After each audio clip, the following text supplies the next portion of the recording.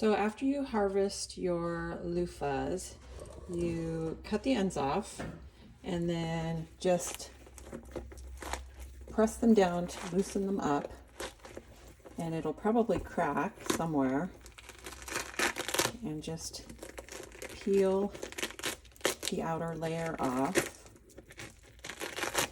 So do that. Get all the outer layer off. After the outer layer's off, then slice it partially through, not all the way through, because you want to be able to split it open. And these seeds are light, so they are not viable for next year. I had to harvest early because of our weather.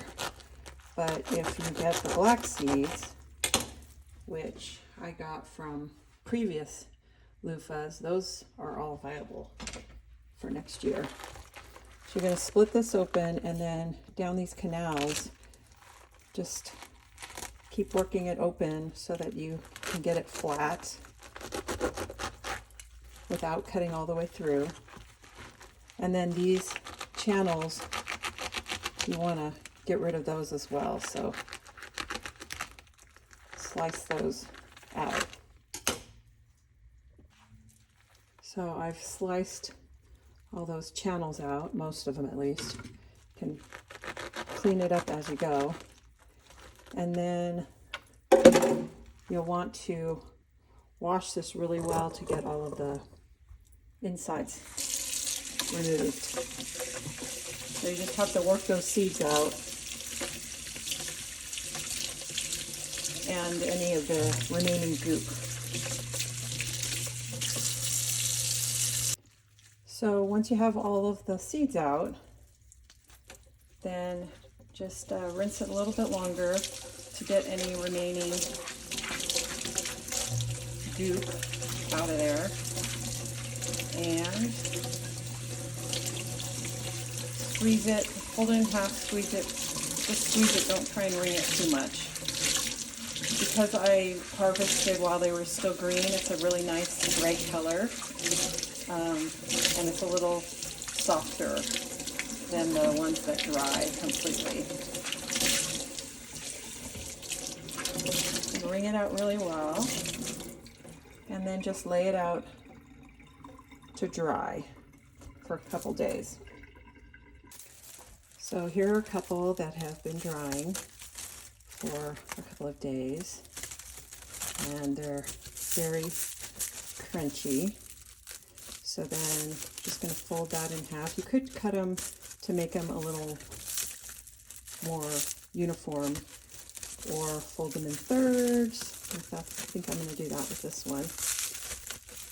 So this is going to be the sponge, and then we're going to crochet or sew around the edges with some cotton thread. Here's a couple I've been leaving to dry in shape. So we'll finish those off. So I'm going to use this cotton yarn, and I'm going to go around, but I want it to double. So I'm just going to double this and do a little extra.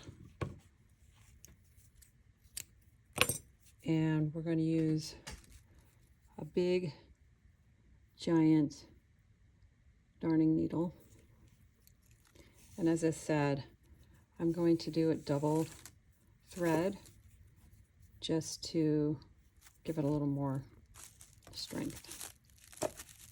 So I'm just going to start in the middle of one of these. I don't like doing edges to begin with, and I'll tie that off at the end after we're done. And I'm just going to go around the edges just real simply, grabbing both the back side. Okay, so I went ahead and did a different color because I wasn't happy with how the variegated turns out.